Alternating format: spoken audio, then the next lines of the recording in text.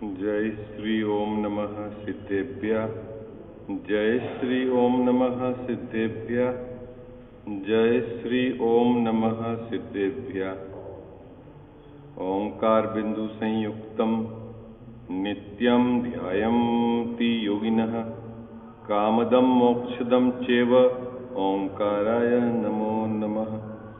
मंगलम भगवान वीरो मंगलम गौतमो गणी मंगलम कुंद कुंदार्यो जैन धर्मोस्तु मंगलम सर्वमंगल मांगल्यम सर्वकल्याणकारकम प्रधानम सर्वधर्माणाम जैनम जयतु शासनम जैनम जयतु शासनम जैनम जयतु शासनम। नमः श्री समयसाराय स्वानुभूत्या चकासते चित् स्वभावाय भावाय सर्वभावांतरे छिदे। इस भव के सब दुखन के कारण मिथ्या भाव तिनकी सत्ता नाश करी प्रगटे मोक्ष उपाय प्रगटे मोक्ष उपाय। सर्वज्ञ शासन जयवंत वर्ते निर्ग्रंथ शासन जयवंत वर्ते। हे यही भाव विच्छिन्न रहता है मन में सर्वज्ञ शासन जयवंत वर्ते निर्ग्रंथ शासन जयवंत वर्ते। जय बोलो देव शास्त्र गुरु की जय हो।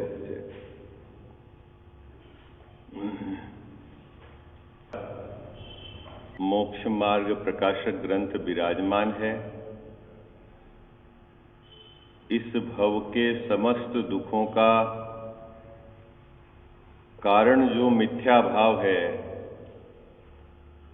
मेरे समस्त दुखों को किस विधि में नाश करूं, क्या तरीका है, मुझे किन बातों का यथार्थ ज्ञान और श्रद्धान होना चाहिए मेरे मिथ्या दर्शन को मिटने के लिए,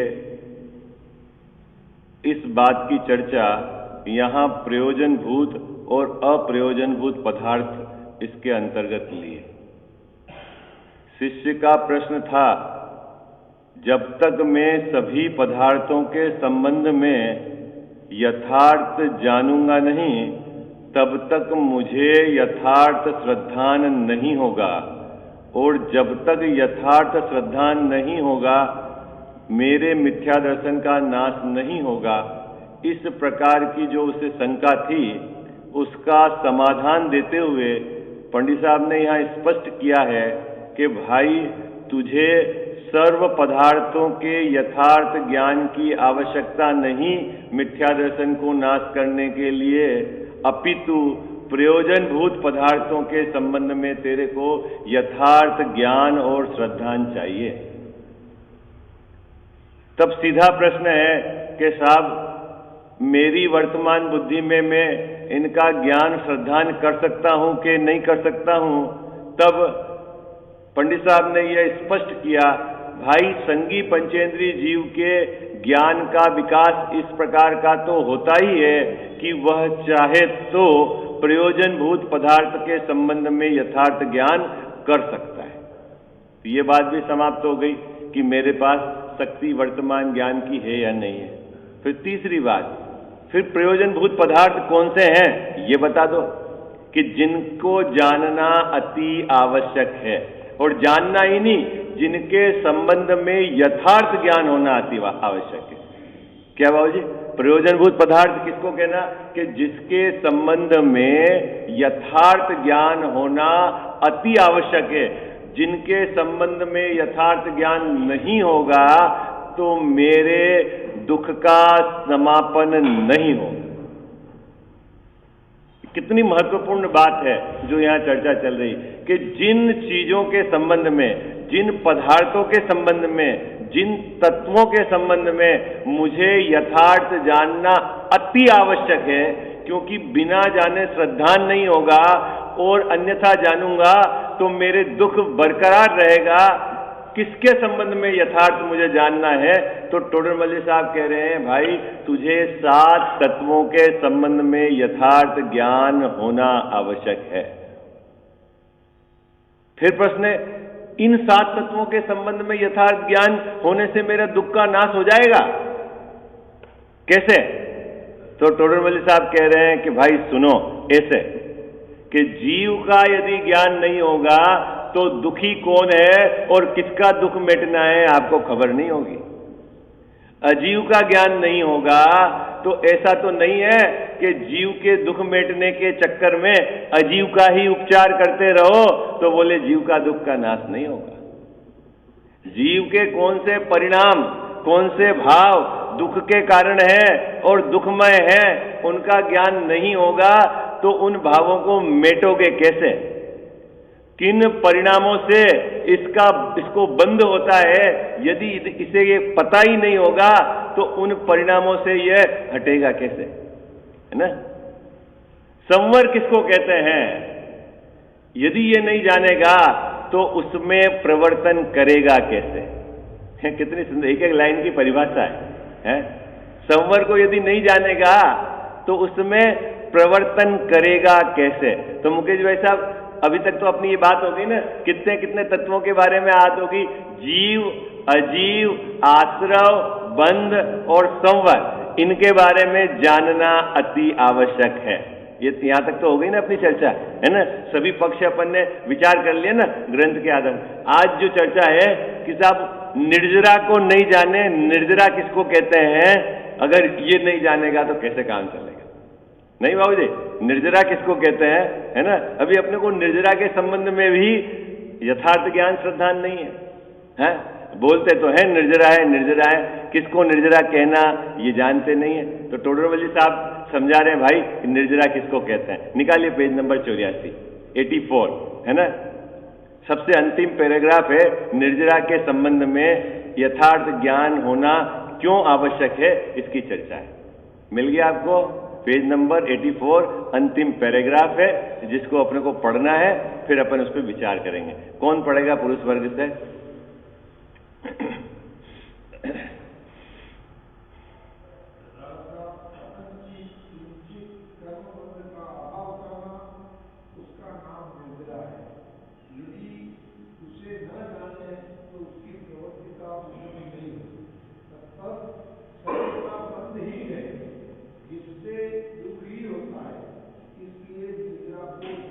जानना है।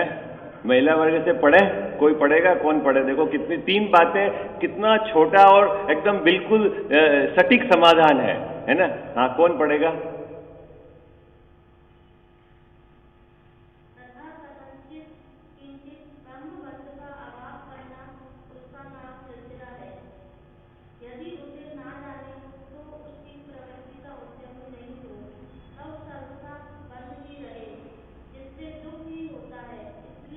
इसीलिए निर्जरा को जानना। क्यों जानना? कि यदि उसे न जाने, किसको न जाने? निर्जरा को न जाने तो उसकी प्रवृत्ति का उद्यमी, है ना, निर्जरा की प्रवृत्ति का उद्यमी नहीं होगा। और जब निर्जरा की प्रवृत्ति का उद्यमी नहीं रहेगा तो उसको सर्वथा बंद ही रहेगा, और सर्वथा बंद रहेगा तो उसके दुख का नाश कैसे होगा? इसीलिए निर्जरा को जानना। क्यों निर्जरा को जानना मुकेश जी भाई साहब? क्यों जानना? कि निर्जरा को जाने बिना उसकी प्रवृत्ति का उद्यम ही नहीं रहेगा, निर्जरा करने के लिए उद्यम ही नहीं रहेगा, है? तो अपन तो जानते हैं ना बाबू जी निर्जरा होती है, नहीं होती हिम्मत भाई? निर्जरा तप से निर्जरा होती है। बोलो आप एकासन भी करे, उपवास भी कर लिए तो निर्जरा तो हुई ना बाबू जी हमारे? तपसा निर्जरा नहीं है क्या ये मोक्ष शास्त्र का सूत्र? अरे बोलो ना, है? निर्जरा हुई कि नहीं हुई? अरे बोलो बाबू जी, नहीं हुई निर्जरा? है? अनशन से ज्यादा होती है कि उनोदर से ज्यादा निर्जरा होती? गजावस्था के व्रत परिसंख्यान, रस परित्याग, विविक्त वैयासन, किससे निर्जरा होती हिम्मत भाई? तब से निर्जरा होती है ना। हाँ हाँ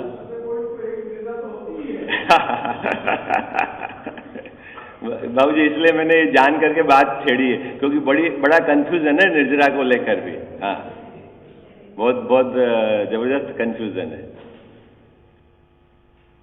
कजाव साहब, निर्जरा एक तो कहा सविपाक निर्जरा है, और आप खुद 12 भावना में बोलते हो ये तो सबके होती है, तो फिर निर्जरा नहीं है क्या वो? अरे आप खुद ही बोलते हो ना 12 भावना के पार्ट में कि सविपाक निर्जरा। अब किसको कहते हैं सविपाक?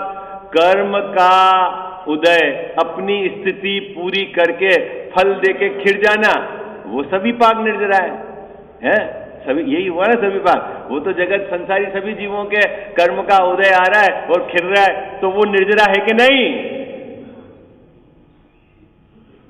बाबू जी, वो निर्जरा है कि नहीं? कौन सा निर्जरा? जो ये 7 तत्व के निर्जरा तत्व है कि नहीं? है? है? है? क्यों नहीं है साहब निर्जरा? कर्म खिर तो रहे उसमें है? तो वो निर्जरा है? अब पुरुषार्थ किसका किया जाता है? पुरुषार्थ किसका किया जाता है? बोलो, आप निर्जरा के लिए क्या पुरुषार्थ कर रहे हो कजावत साहब? निर्जरा के लिए क्या पुरुषार्थ कर रहे हैं भैया? बोलो, क्या बात कर रहे हो? 10 लक्षण में 10 उपास कर दिए ना हमने, निर्जरा नहीं हो रही। आप क्या बात करते हो? बाबू जी 10 नहीं करे, 5 तो करे। अभी मैं नहीं करने की तो बात ही नहीं कह रहा हूं। निर्जरा मतलब क्या? देखो कितनी सुंदर परिभाषा है। पहली पंक्ति को अपने को समझना है, इसके रहस्य को। यहां क्या लिखा है? कथनचित और किंचित, 2 शब्द लिखे हैं टोडरमल साहब ने। कथनचित और किंचित कर्म बंध का अभाव करना सो निर्जरा है। अजीत भैया क्या है पंक्ति? क्या है? कथनचित और किंचित कर्म बंध का अभाव करना सो निर्जरा है। कर्म बंध का अभाव करना सो निर्जरा है, ऐसा नहीं लिखा है। कथनचित और किंचित, बाबू जी ये 2 शब्द बहुत जोर है इस बात में। क्या है? कथनचित किसको कहते हैं और किंचित किसको कहते हैं, ये अपने को समझना है। अरे पंक्ति तो है ना लिखी हुई ग्रंथ में, क्या लिखी हुई? पढ़ो आप। सो निर्जरा है ना? बाकी फिर आगे यदि उसको नहीं जानेंगे तो क्या होगा वो बात है। लेकिन निर्जरा की परिभाषा तो यहां समाप्त हो गई। क्या है निर्जरा की परिभाषा मुकेश जी भाई साहब? कथनचित और किंचित। कथनचित मतलब क्या कहते हैं? किसी प्रकार से, किसी अपेक्षा से, वो कहलाता है कथनचित। एक बार ये मैं मिटा दूं, बाद में फिर लिखूंगा।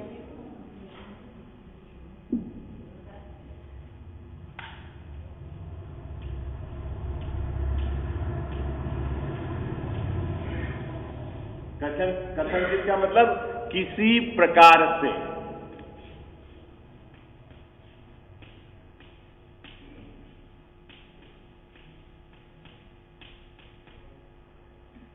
हिम्मत भाई इसका अर्थ क्या है? किसी प्रकार से। किसी प्रकार से मतलब कोई प्रकार से, सर्व प्रकार नहीं आया यहां पे, किसी प्रकार से। कथनचित का अर्थ क्या है? किसी प्रकार से। किसी प्रकार मतलब कोई एक टाइप है जिसके आधार से अपन उसको कहेंगे निर्जरा। सर्व प्रकार से तो फिर तो मोक्ष में चला गया, फिर वो निर्जरा नहीं रहा। सर्व प्रकार से कर्म का बंध को रोक देना वो तो मोक्ष हो गया, है ना? अभी तो यहां निर्जरा समझाना है, तो कथनचित। और कथनचित इसलिए लिया कि किसी अपेक्षा से, वो अपेक्षा अपने को बराबर पकड़ में आनी चाहिए। कथनचित, कथनचित का अर्थ समझ में आया आपको? किसी अपेक्षा से, किसी प्रकार से, है ना? इसका भी पर्यायवाची शब्द है। अब क्या है इसका अर्थ, तो अभी अपन इसकी चर्चा करेंगे। और किंचित,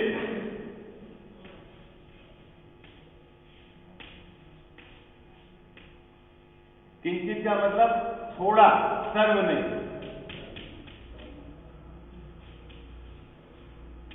दोनों अर्थ समझ में आ गए ना आपको? किंचित किसको बोलते हैं? थोड़ा।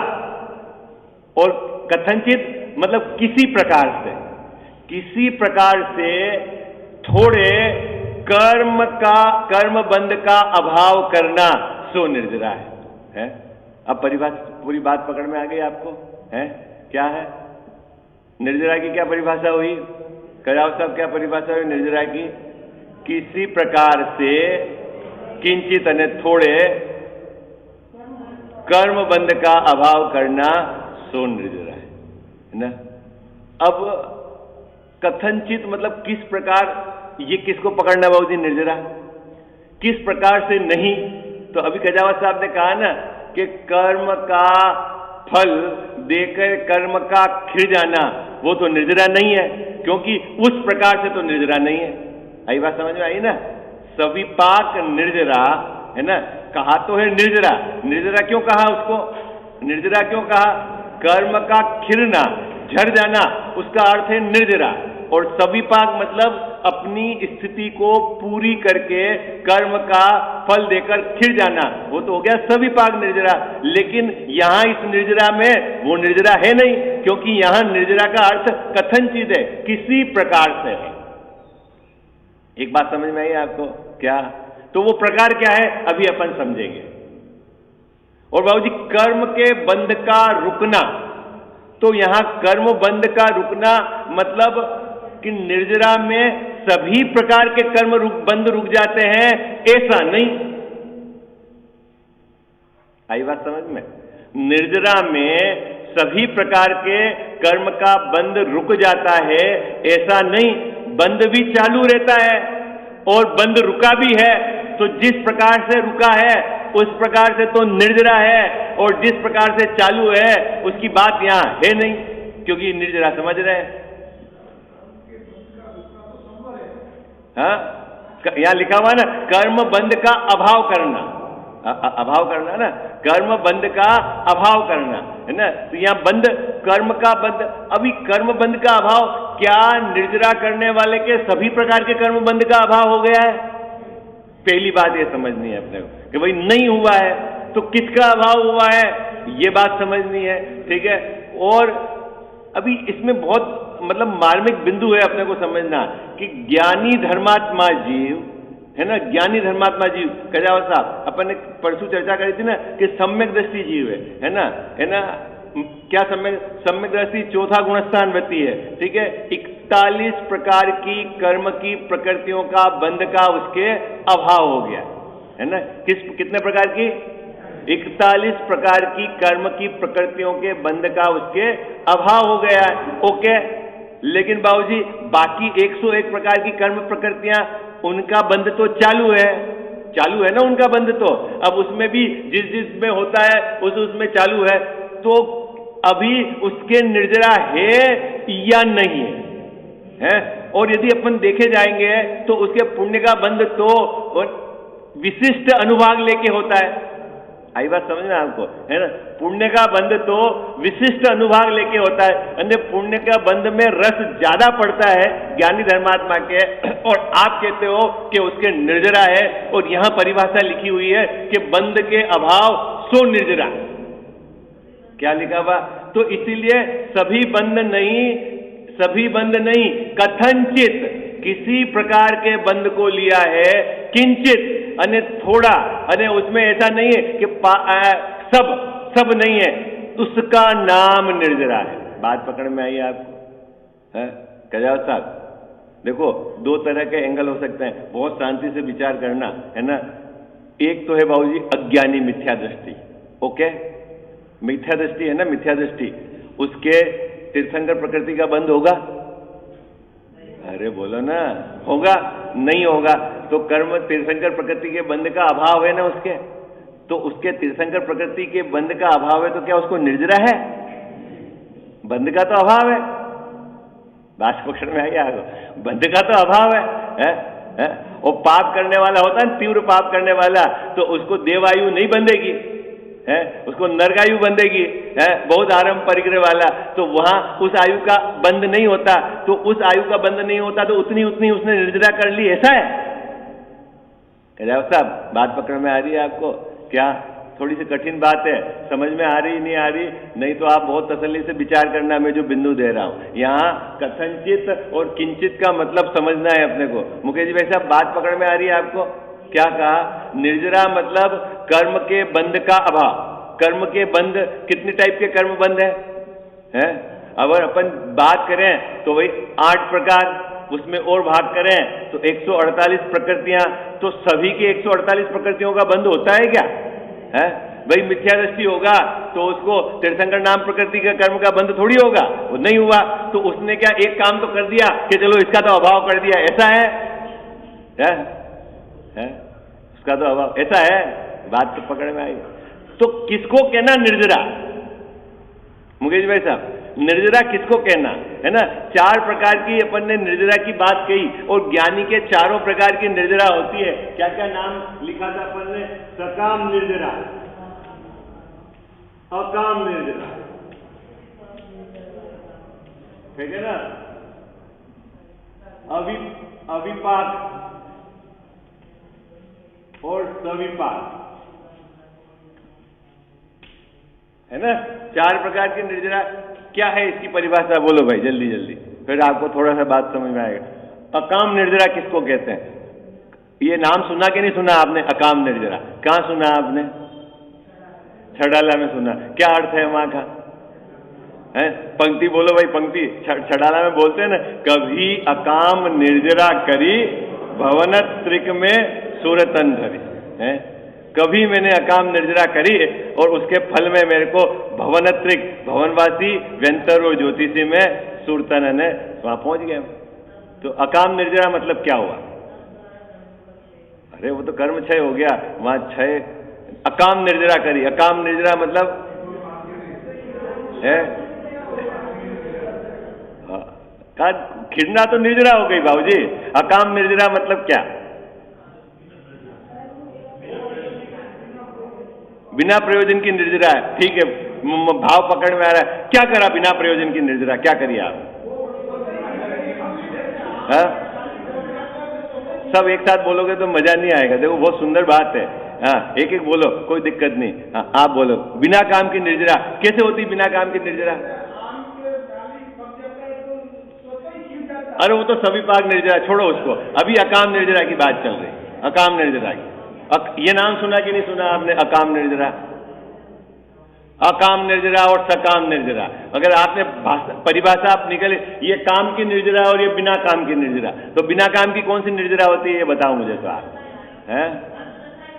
हाँ, कब मंद कसाई हुई? नहीं, मंद कसाई की मंदता तीव्रता तो सभी जीव के चलती है। हाँ, नहीं वो बिल्कुल बात है। अकाम निर्जरा कैसे कहते हैं? मंद कसाय हुआ, ये तो बात पक्की, लेकिन कब मंद कसाय हुआ? हाँ, परिणामों की मंदता तीव्रता तो सभी के चलती है, सभी जीव के चलती है। निगोरिया से लेकर अभी तक है। हाँ, ऐसा परिभाषा आपने छड़ाला पड़ी ना? क्या है बोलो भाई? अकाम निर्जरा की क्या परिभाषा है? अरे वो तो बाबूजी अभिपाक निर्जरा है, उदय को के पहले कर्मों को खिला देना। हाँ ना, वो निर्जरा कहेंगी, वो तो पाप है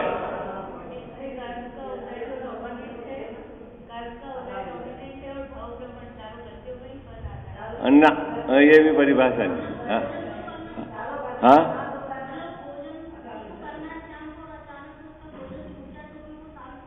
बहुत सुंदर।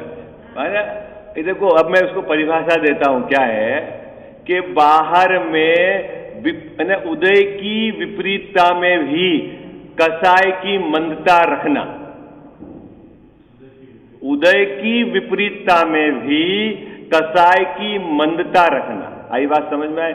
विपरीत परिस्थिति है शरीर में जिसके रोग है, तो उसके बाद भी उसने अपने परिणामों को क्या रखा? मंद कसा है।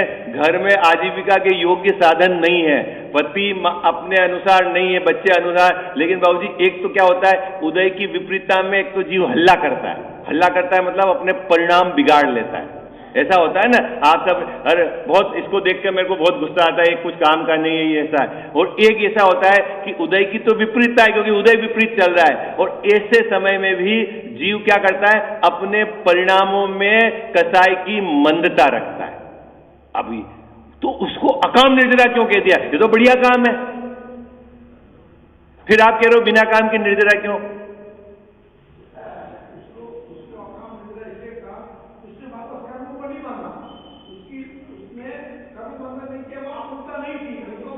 कर्म क्यों नहीं बांधा बाबूजी? आप कह रहे हो भवनत्रिक में सुरतन धरे, इसके कारण भवनत्रिक में गया, देवायु बंदी, और आप कह रहे हो कर्म नहीं बांधा। कर्म तो बांधा ना उसने, तो शुभ कर्म बांधा मतलब निर्जरा।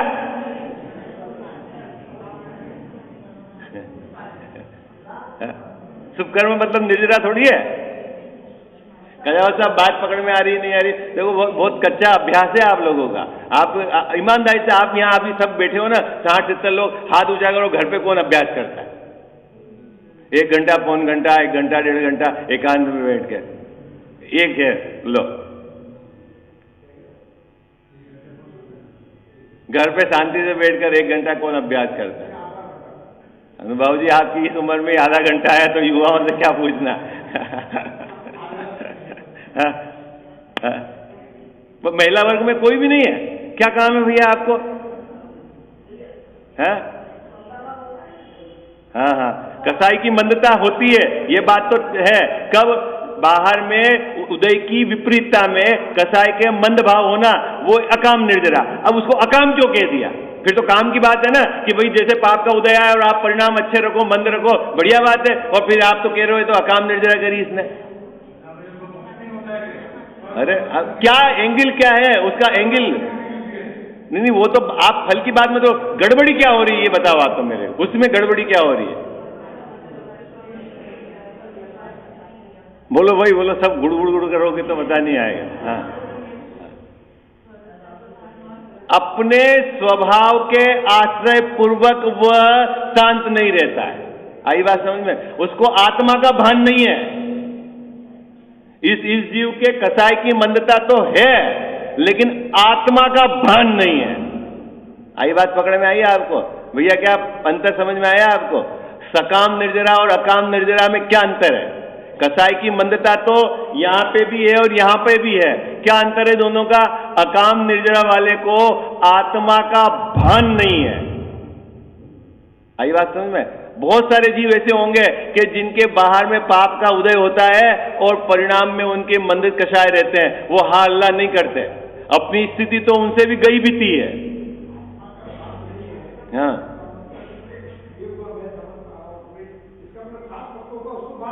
बिल्कुल सम्यक दर्शन नहीं है, तभी तो वो भवनत्रिक में जाएगा, तभी तो वो जाएगा भवनत्रिक में, नहीं तो फिर वो स्वर्ग में नहीं जाए।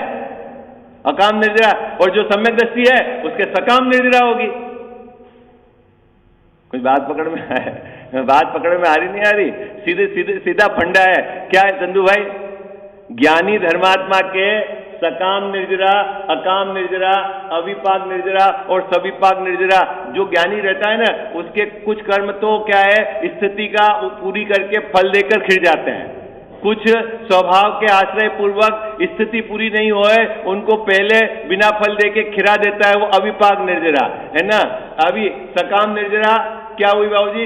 कि जिन जहां जहां उसने कर्म के बंध को रोक दिया है, उतनी उतनी तो उसको निर्जरा है, और जितने जितने उसकी परिणति में रागाधिभाव विद्यमान है, उतना उतना उसको बंध है। आई बात समझ में? है ना। सम्यक दृष्टि धर्मात्मा के निर्जरा भी है और बंध भी है। अपने कल वो बहन ने पूछा नहीं था कि जो सम्यक दृष्टि ज्ञानी धर्मात्मा ये जानता है, क्या जानता है कि ये जो है मंद कसाय के परिणाम ये है, ये उपादेय नहीं है, फिर भी उनको उत्कृष्ट का क्वालिटी का पुण्य बंध क्यों होता है? क्यों तीर्थंकर प्रकृति सम्यक दृष्टि जीव को ही बंधती है, जबकि उसके श्रद्धा में तो ये वर्तता है कि ये परिणाम क्या है, रखने योग्य नहीं है, और एक मेरा आत्मा उपादेय है। जितना उसके श्रद्धा की तो भूल मिट गई, लेकिन पर्याय में जो अस्थिरता के कारण जो राग आता है ना मंद कसाय का, उसके कारण वहां बंद चालू है। और बंद की क्वालिटी भी कैसी है बाबूजी? कैसी क्वालिटी? उत्कृष्ट क्वालिटी का पुण्य बंध है तीर्थंकर प्रकृति बंध। तो अभी आप यहां कह रहे हो कि बंध का, कर्म बंध का अभाव कर देना, तो ज्ञानी धर्मात्मा के तो निर्जरा है और बंध भी चालू है, तो आप फिर निर्जरा किसको कहते हो? तब टोडरमल साहब ने कहा है कथनचित और किंचित, किसी प्रकार से किसी कर्म के बंध को वहां निर्जरा कहा है। आई बात समझ? अभाव, कर्म बंध के अभाव को निर्जरा कहा। आई बात पकड़ में? हाँ जी या ना जी? क्या क्या समझ में आया? बहुत जल्दी जल्दी बोल दिया मैंने। हाँ बहन, बात पकड़ में आ गई। अकाम निर्जरा और सकाम निर्जरा में अंतर क्या है? आत्मा के भान पूर्वक और आत्मा के भान के बिना कसाई की मंदता आ जाती है, उससे क्या होगा? है पुण्य बंद होगा, लेकिन वो काम का नहीं है, काम का नहीं है, इसलिए उसको बोल दिया अकाम है।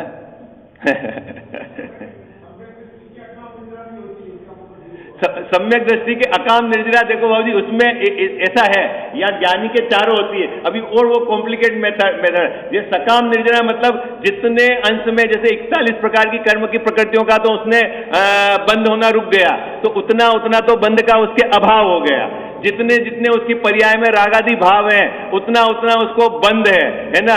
अब जितने स्वभाव का आश्रय है ना, जितना उसको शुद्धोपयोग है, तो जो कर्म की स्थिति पहले खिल गया वो तो हो गई आपकी अविपाक निर्जरा, और जो उदय में आके खिल रही है वो सविपाक निर्जरा है ना। और तीसरी बात कि ऐसे विपरीत परिस्थिति में भी कसाई की यदि उसने मंदता रखी है तो वहां उसको अकाम निर्जरा। सब चलता है उस ज्ञानी धर्मात्मा के चालू चालू है। ये तो बहुत विचित्र स्थिति है मोक्ष मार्ग है। हाँ जी या ना जी? बात पर अपने साथ गड़बड़ी क्या है कि हम निर्जरा को नहीं समझते। निर्जरा किसको कहना? कजावत साहब, किसको कहना निर्जरा? कर्म का झड़ जाना निर्जरा। अरे ये बहुत छोटे स्तर की परिभाषा है, क्योंकि कर्म तो फल देकर भी झड़ जाते हैं, तो वो निर्जरा नहीं है। आई बात समझ में आई बाबू जी? कर्म तो फल देकर भी खिल जाते हैं, वो निर्जरा नहीं है, लेकिन उसका नाम दिया है कि वो सविपाक निर्जरा है, लेकिन वो निर्जरा तत्व नहीं है। निर्जरा की परिभाषा क्या है? कथनचित और किंचित कर्म बंध का अभाव, उसका नाम निर्जरा है। बात पकड़ में आई?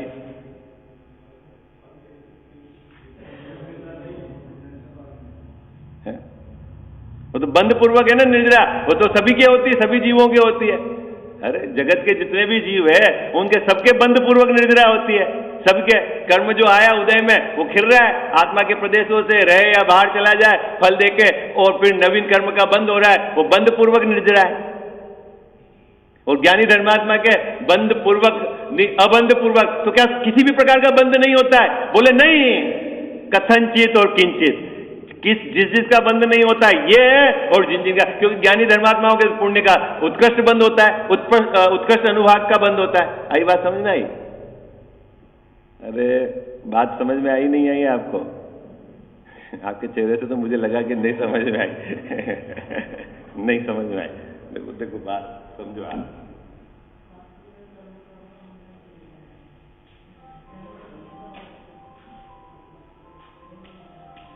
ज्ञानी धर्मात्मा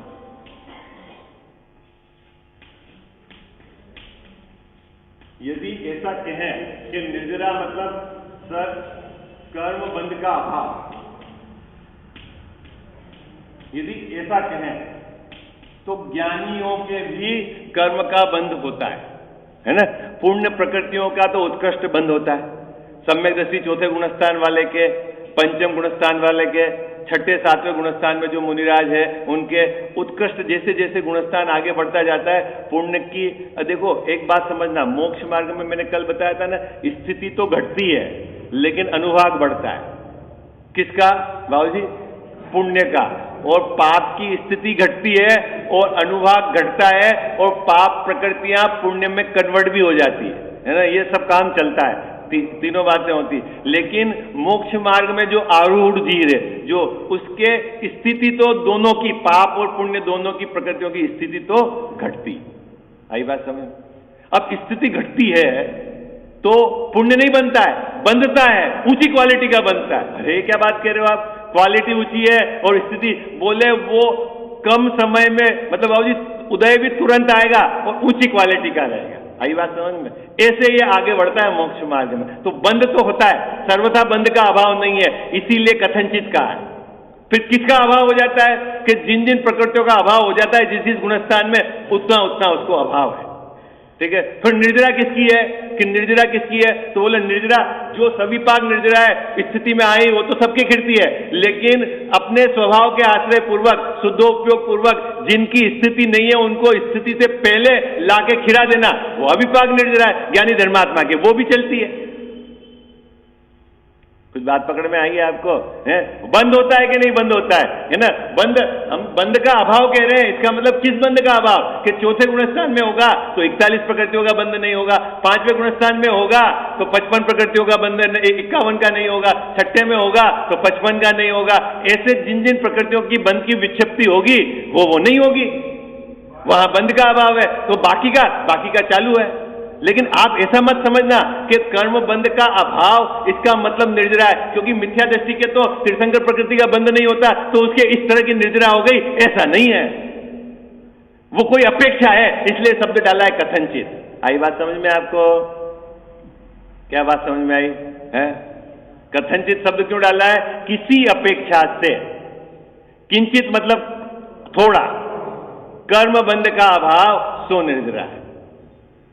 चले आगे, समय हो गया पूरा, कठिन तो नहीं लगा मुझे आपके सबके चेहरे से लगा कि नहीं समझ में आया। कारण वो प्रॉब्लम क्या है बाबूजी कि जिस स्तर का अभ्यास चाहिए उस स्तर का अभ्यास अपने को है नहीं। मतलब आप घर में इस तरह की कसरत तो करो, अपने पास तो बुद्धि है ना विचार करने की, तो विचार तो करो कि आचार्य महाराज क्या कह रहे हैं, ये क्या बात कही जा रही है, क्या एंगल है उसके बाद। अपन ने बोला कर्मबंध का अभाव निर्जरा, कर्मबंध का अभाव, तो क्या ज्ञानी धर्मात्माओं के पुण्य का बंध नहीं होता है?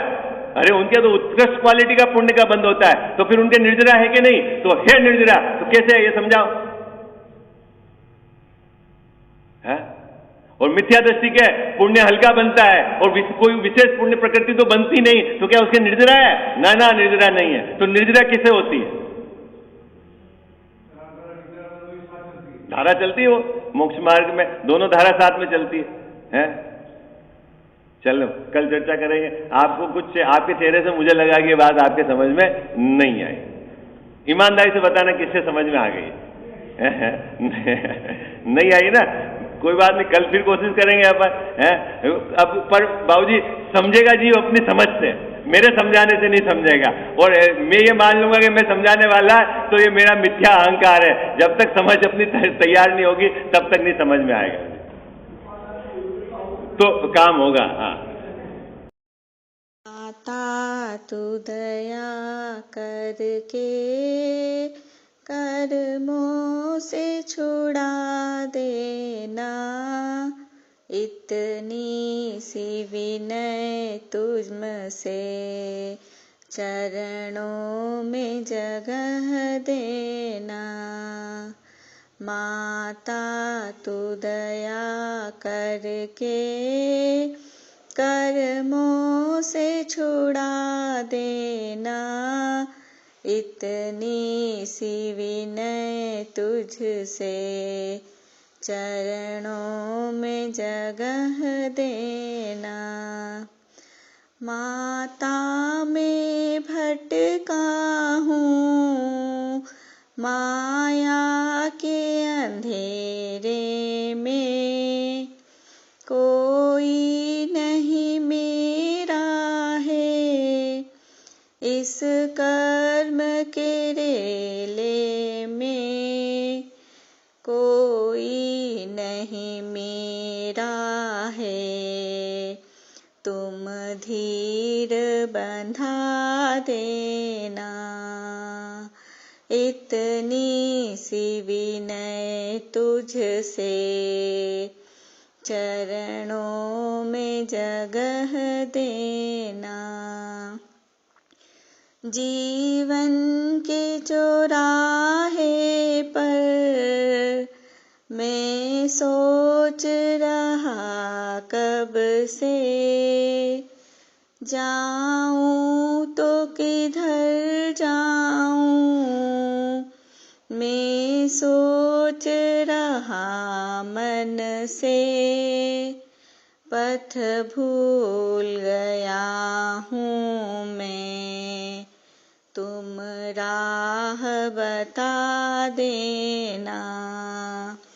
इतनी सी विनय तुझसे चरणों में जगह देना।